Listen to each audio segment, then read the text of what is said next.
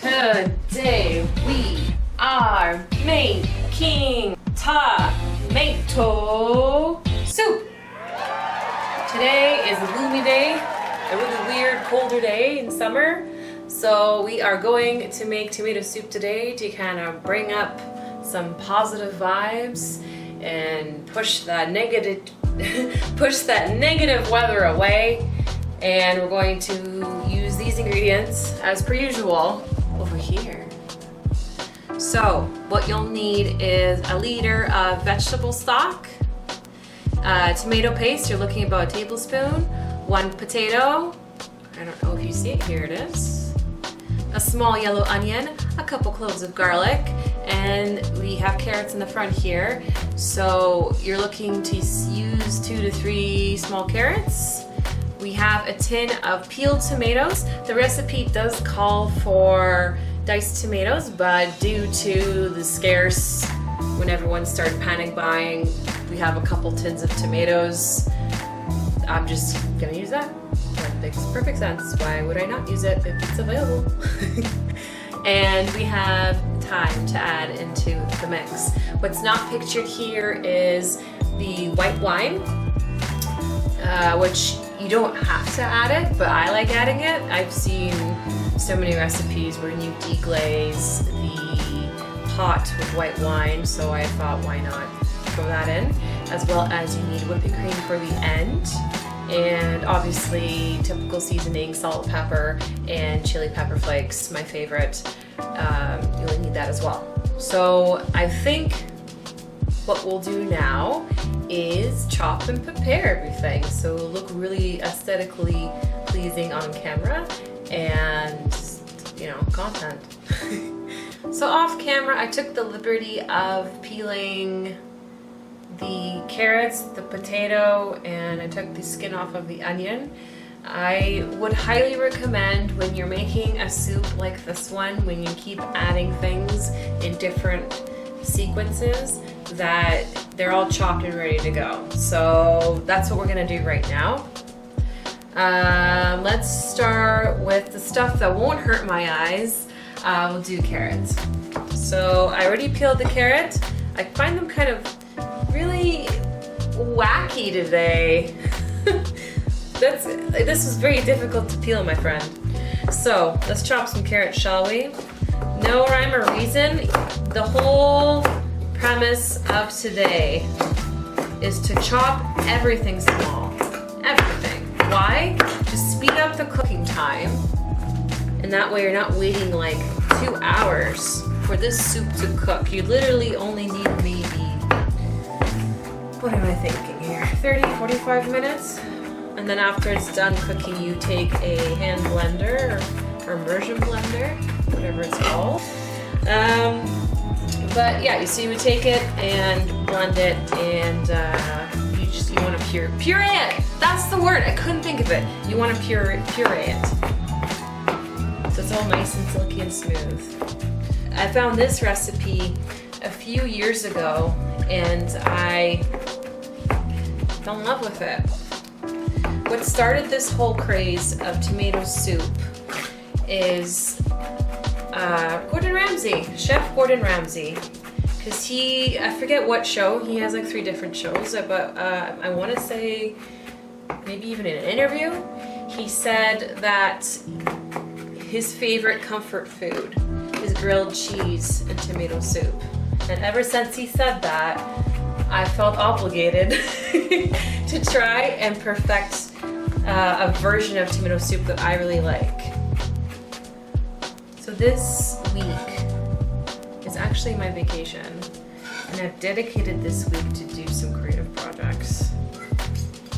One of them, believe it or not, is to do more YouTube videos. What shape would this be? Finely diced, I guess. So tell me in the comments, what's your favorite thing to have with tomato soup? Is it grilled cheese? Is it the salad? Is it just fine on its own? It's that carrot from earlier. Scared me. But I broke my foot. Unbelievable. God damn place. And Carrot, you decided to just go everywhere. A little adventure with all your carrot friends. And all I want you to do is stay pretty in your home before you become a delicious soup. Is that too much to ask for? Huh? Today, before I got all the groceries for all the ingredients, I suppose, I stopped by a few stores. Went to the dollar store. I went to Winners to buy some containers. Then ultimately, or lastly, I went to the grocery store to get everything. Coffee break. So today I'm drinking a vanilla cold brew. Oh yeah, I was chopping things for tomato soup. Because you want also to dice these really small. So I learned a technique for garlic. If you don't want to peel it, apparently you take the knife and just gently crush it, and it should peel. Look at that, how easily that was. Boom! Peel garlic. Chop, chop, chop, chop, chop. Ooh, the onion. Let's try it. Okay. Oh, I'm so scared.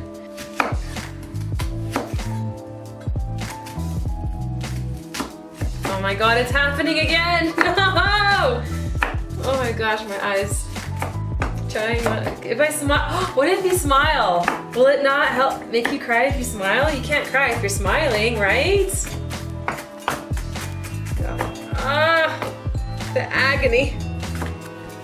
Why is this becoming a regular thing? Shut up! Why? Alright, go in. All y'all, get in there. So there you have it. Everything finely chopped. Potato, carrot, onion, and garlic. Okay, so now we're over here at the kitchen. So we're at the second stage where our preparations and our ingredients are now sitting over here ready to be tossed into the pot here. So right now I put about a couple teaspoons maybe. I literally just drizzled olive oil to coat the bottom of the pot here, as you can see.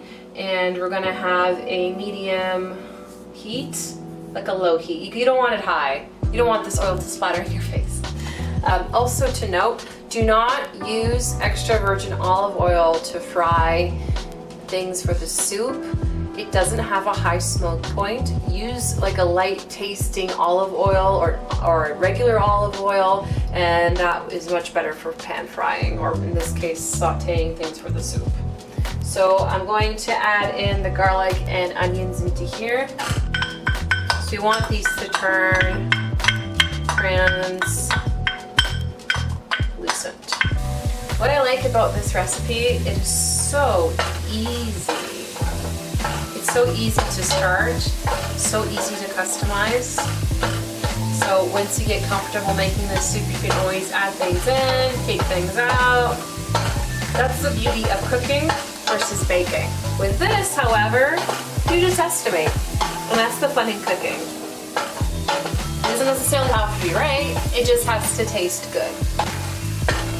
If you have like stuff sticking in the bottom of the pot, all you need to do, also, instead of adding more oil, get some water. Doesn't have to be hot, cold, doesn't matter, and just add a splash, like a little bit. Just a bit. And that will help it not stick to the bottom of the pan. It's pretty nice and translucent to me. I'm going to add all the other goodies in here. So let's add the carrot that we chopped. And then we're going to add the potato. I can feel it with my spoon. That's lovely, let it pan fry. At this point, we're going to add in the tomato paste. It calls for a tablespoon. So that looks plenty.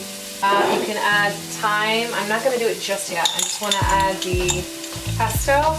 I would do like, what, 2 spoonfuls? All right, it's fine, everything's fine, guys. All right, not a problem. Add the thyme in. I have 4, count them. 1, 2, 3, 4 sprigs. So we have to pull these out later. Do recall how many sprigs of thyme you poured in because we have to blend it later. We're gonna get some white wine. Doesn't matter which white wine, any white wine will do. This one's my favorite, is Las Mulas. Yum. Sauvignon Blanc. Just add a bit. Wanted to glaze the pan because someone, me, diced the garlic too small. And just let that cook.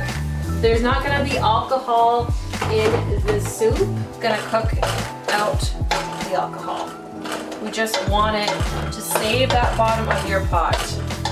Ladies and gentlemen, please do your best to take care of your cookware. Look at that, it's done such a great job. It's taking everything off of that bottom there. While that cooks, I took the liberty of opening the can of peeled whole tomatoes. I poured them into here and I mashed them to make them into smaller pieces, and then I seasoned it. I tried the tomatoes myself to see if it tastes like anything because I read the ingredients of the can. They're literally just tomatoes. So I did add a whole bunch of different herbs and spices. I added Italian seasoning, oregano, basil, seasoning salt, garlic powder. This is good. I'm gonna add the stock now. This one here is organic vegetable broth. I just liked it, simple ingredients, nothing complicated, no chemicals. You can literally use any vegetable broth or stock that you like at this point. So I'm gonna add this guy in. Oh God, I'm just gonna go like that so it'll splash me. So pretty. I love tomato soup so much. You have to let this cook for a little bit because of those potatoes in there. You want them to be super soft. I would say time frame 25 to 45 minutes. How hot your stove is, how small you heated. What? We'll see you in a little bit. So it's been approximately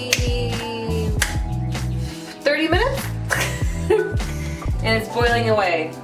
One thing I forgot to mention is during that 30-minute period, you have to stir it occasionally. Having this lid on here does help it cook faster. Just find a piece of potato, a big piece, the biggest piece you might have chopped. Unless you're really good at chopping, then you have all uniform. Grab a fork and you just have to pierce it through. And see, there was no resistance when I pierced it through. That is ready to be pureed. So, for your safety and mine, turn off the heat, put it on a burner that's not hot. There you go. What is this called? Hand mixer? Does it say it on here? Whatever. I reckon that this mixer or puree blender, hand mixer, it's from like, it has to be the 90s. I remember having this in my family since I was a child. What you're gonna do is, don't do it up here. Dear God, no, just no. Do it down here and just kinda, you're gonna go through the entire soup. I know it's loud. You're gonna go in the entire soup and you're gonna puree everything. I'm supposed to take out the thyme. Oh my God, what am I gonna do? Look, yeah, look, the thyme is stuck in the blender. I am so stupid. It's plugged in, unplug it. It picked up all the thyme though. I think that's pretty good. That looks pretty blended to me. And let's hope I don't do any more ridiculous mistakes. It's hot, so don't drink it immediately. I'm gonna add though some pepper, freshly ground pepper to it. Who seasons like this? Like, is this even practical? Woo! Gotta add some peperoncino, some crushed red pepper flakes, or to kind of add that creaminess that you want. Seriously? Truck, you gotta back up now? You're gonna add some, it doesn't have to be whipping cream. I had a higher fat percentage than the other table cream we have in the fridge. And you don't need that much. You need maybe like that much. That's what, a teaspoon? And you're gonna mix it in.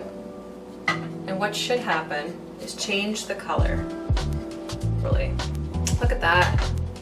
What a difference. Definitely just changed color there. Welcome to this angle of my kitchen.